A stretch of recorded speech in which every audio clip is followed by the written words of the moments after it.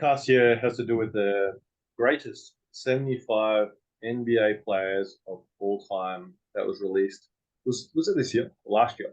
I like Last maybe year. last year, yeah. So to mark the 75th anniversary, I believe, of the NBA, and it's taken a while for us to get to this list, I guess. But when it popped up the other day, I thought, hey, I said to you, let's have a talk about it. I think it's an interesting list, and hey, they're not going to make another list for another 25 years anyway.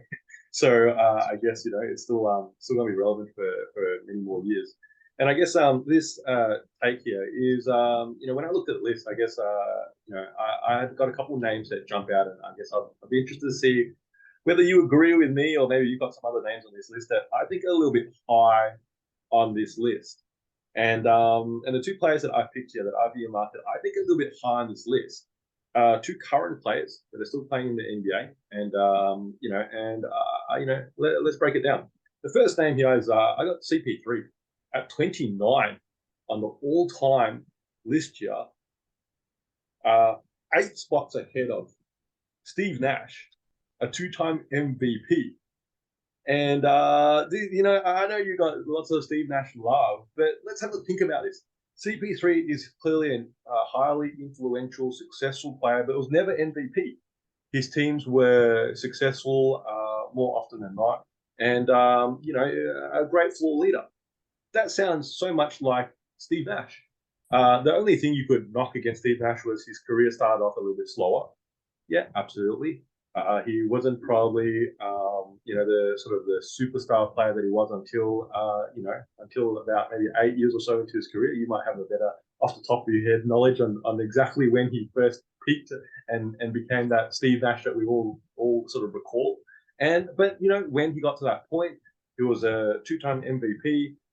His teams were winning 50, 60 games. It was part of that 7 seconds or less sort of era that was the precursor to the sort of style of basketball that's being played nowadays. And I think CP3 is way too high on this list. 9 spots or 8 spots ahead of Steve Nash. If anything, he should be around that sort of Steve Nash sort of mark, maybe towards the late 30s on this list. So that's the first name I got there. The second name here is, and we've had a few takes on this guy, and look, I'm going to say it again. KD at number 12. Okay, I think that's a reach.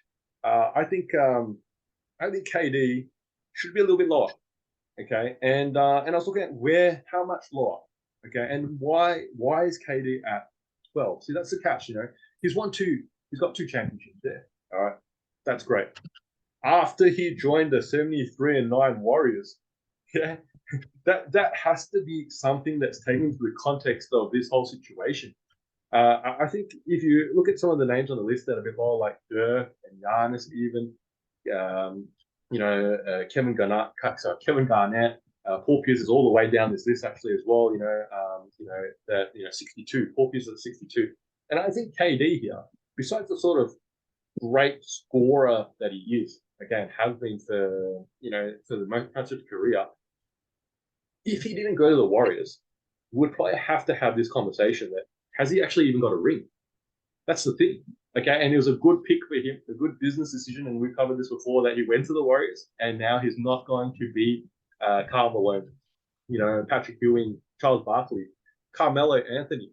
He's not going to be any of those sort of lumped with those names anymore. Okay, but at 12 on the list here, I think it's a little bit high. Again, I think he probably should be a bit down that list, maybe within the 20 to 30 sort of range. What do you reckon? It was a great debate when the list came out of what quantifies and qualifies someone for the top 75, right? So Kevin Durant, we recognize is quite unique. The height, the shooting ability, the scoring, the longevity that he has really gotten to after 14 years, and then a resurgence with a bit of a narrative behind the Achilles injury as well, and 2 titles, right? With a bit of a caveat in the Warriors. But, I'm looking at this list, and it's going to come up regularly.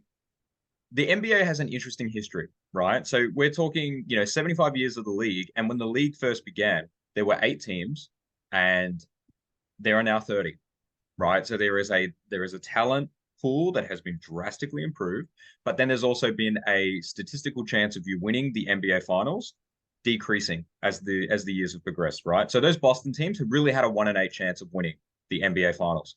And so there's players on this list that played on the Boston Celtics and rode coattails, so to speak, and maybe shouldn't be here anymore, right? But I think that the way the NBA has done this is they did their first 25, they can't be touched. Then they did the next 25 and they can't be touched as well. So we'll get into maybe who we feel shortly. But in terms of a couple of too highs, too lows, Chris Paul, I wasn't even going to go as far as Steve Nash, right? I was going to go literally to the next spot. Dwayne Wade deserves to be over Chris Paul. Dwayne Wade has at least won championships and at least won one on his own narrative thing. And when you look at this list, you look at Dirk and Giannis being at 17, 18, who've done that Cinderella run of the one championship, right? Well, Dwayne Wade actually did that as well. So why are we not putting him even further up the list? So this whole title debate as well gets really skewy here. But even Allen Iverson, right? So Chris Paul took the Suns to the finals, if that's how you want to believe it, but Allen Iverson actually took the 76ers to the finals and prevented the Lakers from going 16-0 in the finals. If they're parallel careers. And yes, as you alluded to, Chris Paul, facilitator, assist stuff. Well, Steve Nash has the exact same career with the MVPs, but they're a little bit contentious. But yeah, Chris Paul, wrong placement. Paul Pierce, 62. He was part of the big three and he was Boston's, big player for about 15 years. I don't see him being 62, especially over a lot of other guys that would have similar-ish career stats, less finals appearances. Sorry, Paul Pierce is too high. Is that what you're saying? No, he's too low. He's too low. Too low. He's too low. I was talking. I linked that Chris Paul to Dwayne Wade. That's why I'm reading my list here. And then this one's going to be a big jump here. Oscar Robertson. From my growing up learning about Oscar Robertson, it was the one title and it was the triple-double, right? That was the allure of Oscar Robertson. Forgive me if I'm not educated enough on this, but that's his allure, right? So he's ranked at number 9, which I feel is way too high, considering that Russell Westbrook is now Mr. Triple-Double, did it for 4 seasons, not one, hasn't won a championship, but made the finals. But Russell Westbrook is 68. Right. So to me, that doesn't feel proportionate, right? Why is Oscar Robertson in the top 10, which I think we can probably both agree shouldn't be, when Westbrook is borderline not even making the list? I feel like that's a weird disparity too.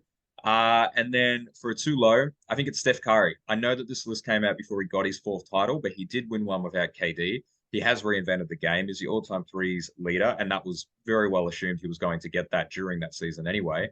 To be 16, I really feel like he's probably a top 10 player, or at least, if you can't agree with me on that, flipping with Kevin Durant, because, what Steph Curry's done, maybe the slow start to the career, but generational player will be talked about for many years to come.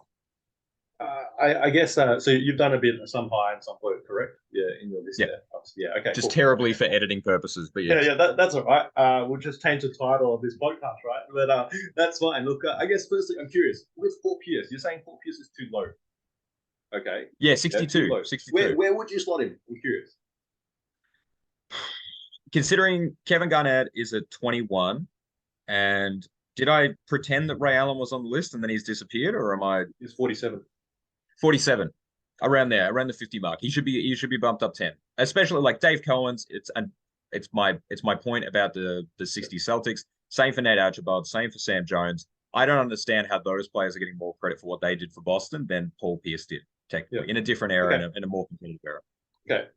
I think look, it's you talked about some of these names there, along with Oscar Robertson, and neither of us got to see him play before our time in that sort of sense, before media is what it is, before social media changed the world, and so on and so forth. I think though, and you can correct me if I'm wrong. Maybe we need to go watch some Oscar Robertson grainy YouTube video footage, and I'm sure there's some clips out there about it, right? But I believe his narrative was a game and an era where the basketball was dominated by bigs. This guard came along and was successful and could do everything. Mr. Triple Double. Yeah, he was the original Mr. Triple Double, and he wasn't 7 foot tall, and he could do all these things. And that began the era of more, more guards becoming impactful to the teams, to even the point today where the big men are almost irrelevant to an extent. A lot of superstars and teams now are built around that sort of guard that can do a lot of different things, do a lot of good things, and helps his team win. and it's no longer what it used to be. It's all about 7 footers and just big guys in the paint, and that was it. I think that was where Oscar Robertson really changed the game of basketball, and it's a similar sort of conversation of why AI is on this list. Okay, yeah, he was a one-time MVP. He was a great defensive player, but he's probably at 31, and we're not debating that he's too high or too low at this point. I don't think at that sort of middle spot on the list. Even though his accolades are not that big, he changed the game, the way the game was played. He changed the way that the kids went out there and tried to emulate him, and it was him and players like MJ and players like Steph Curry. Now every kid wants to shoot a three. I think that's an intangible part of some of these players on this list that really sort of really made basketball the great sport that it is now. And obviously for the NBA, 75 years now, 76 years now, in that it's such a global sort of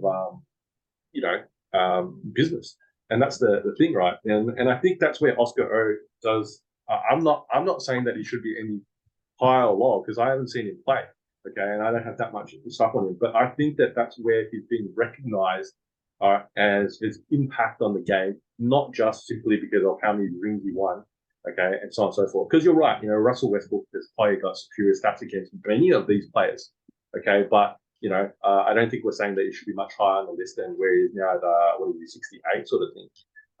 And I think the last one here you touched on was Steph Curry. And look, this list came out before they won that last ring, obviously.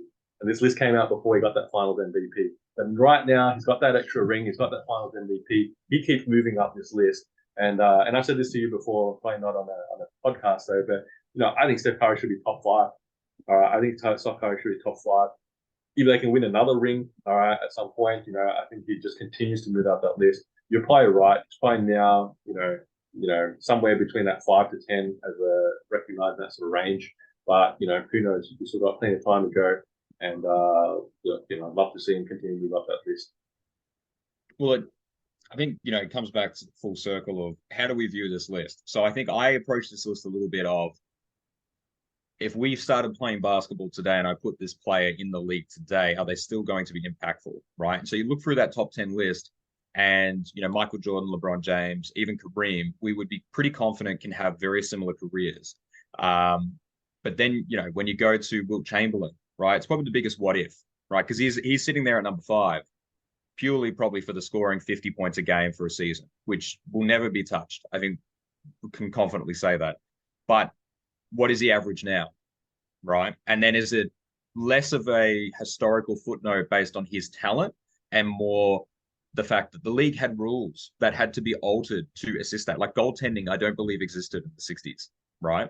So there are rules that were altered to prevent him from being as successful in this day and age, right? And so, yes, one part of that is, well, he changed the game, but isn't that just a byproduct of the fact that the league isn't as well established as other professional leagues? Like basketball is one of the newer sports in history, especially the professional league. So it's tricky. It's tricky. I don't know. I mean, looking at this list, it's probably why this is great content for everyone, is that you can argue it time and time again. Another one that I've just skimmed it and I have to say it, Scottie Pippen being 32 below Chris Paul, just another example of the Chris Paul being way too high. But Scottie Pippen, 6 rings.